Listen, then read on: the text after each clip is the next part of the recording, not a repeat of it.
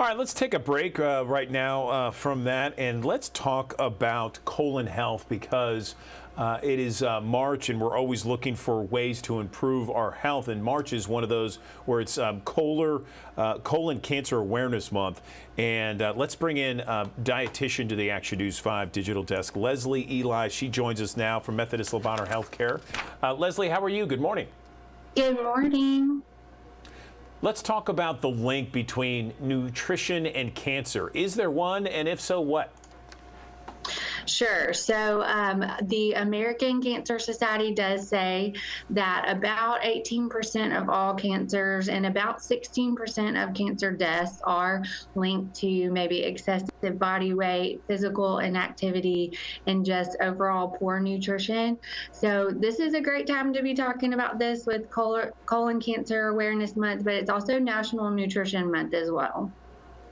Okay, that's interesting. They both go hand in hand, it sounds like. So March, Colon Cancer Awareness Month. What are the best types of food to support good colon health? So when we're talking colon health, we want high fiber. We want to increase that fiber in our diet, and we want to think about things like probiotics. So when we talk about fiber, we want more fruits and veggies. Think about trying to eat vegetables and fruits with the skins on them. So like our apples, our potatoes, that's where that fiber is going to be found in those. We want to increase our whole grains. We want to try to make half of our grains at least whole grains. And those are things like quinoa, barley, farro, oats, doing brown rice or wild rice instead of white rice. But also including things like beans and legumes. So these are perfect additions to soups and casseroles, like black beans, kidney beans, lentils. And then we're also going to want to increase our probiotic-rich foods. So things like yogurt, kombucha, kimchi, kefir, all of those things help flourish and revamp the gut flora in our colon, and can also just be really overall tasty additions to our meals.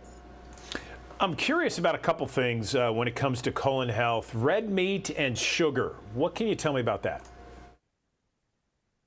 So we definitely want to be proactive in trying to reduce the amount of red meat that we're eating and focus on leaner cuts of meat like chicken, turkey, fish, but also even trying plant-based and some of these like beans and legumes that we've already talked about.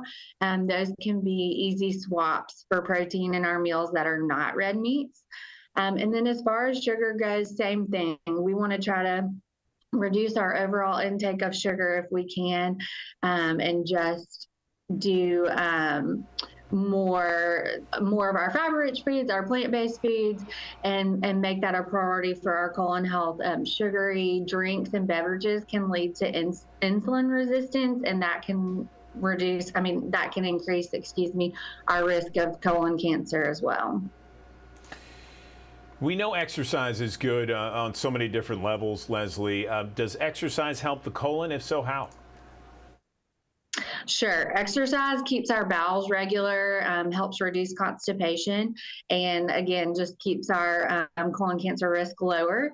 So there's no wrong way to move. If you like hiking, running, yoga, dancing, whatever it is, just try to get moving more each day. Okay, and then what about meal prepping? A lot of people like to meal prep, plan ahead. Do you have maybe some tips that we can use if we're meal planning? Sure. So the easiest way I think to start is to have a plan, make a list, and sit down and plan out your whole meals for the week.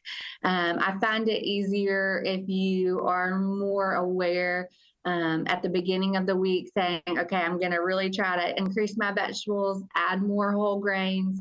You can maybe even cook once and use it twice. So make a double portion of something and use it in 2 different meals. Also trying to pre-prepare your snacks. So doing fruits and veggies as your snacks, even making like a yogurt dip for them. So kind of adding in multiple of those foods that we've talked about. And also just not forgetting to prepare as far as your fluid intake by packing your water bottle and taking that with you so you always have access to that during the day.